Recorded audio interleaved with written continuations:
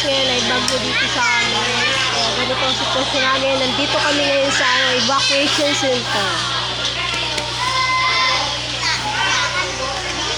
Ganito ang sitwasyon namin dito guys kasi natatakot kami kasi signal number 1 dito sa Northern Samar.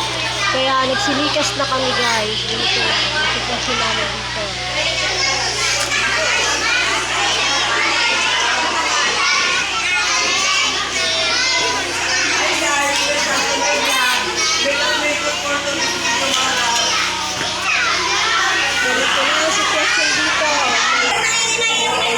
Sitwasyon namin.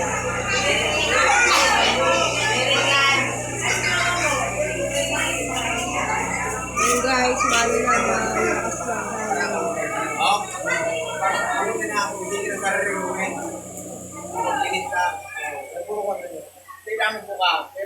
Bagyo po sa amin, kaya nagsilikas po kami.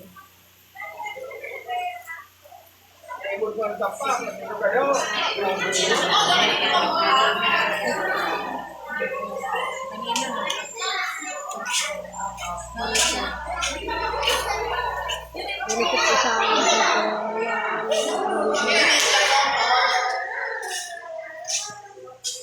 Hindi makatubos pa sa yan ang ulam namin ngayon.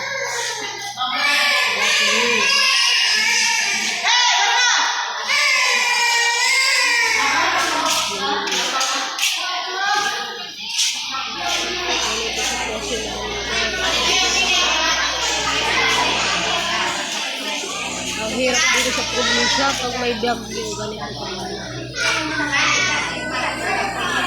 Nagsisilikas kami dito kami sa evacuation.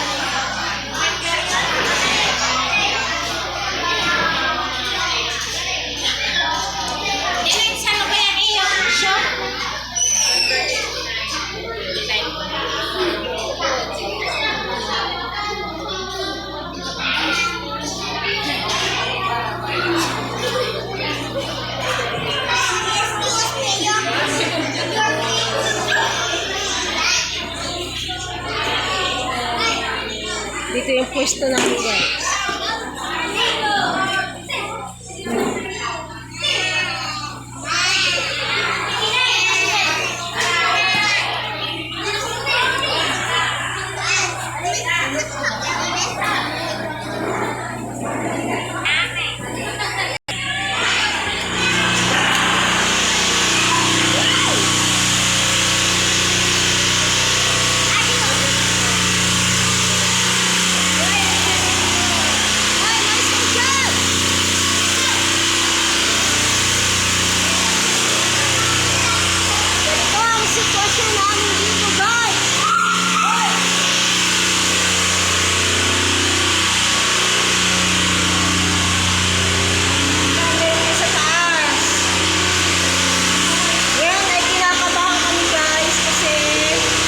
Signal number 3 dito sa amin.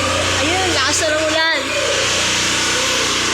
Ay, kala ko ano? Meron dito. Wala? Diba ba yan? Ayun na, malakas ng ulan. Matatakot kami guys. Ayan. Hindi na tayo lalabas. Ito ang evacuation center namin dito guys. Yung second floor is medyo sira-sira na. Yung kisame niya po sira. Pero sa baba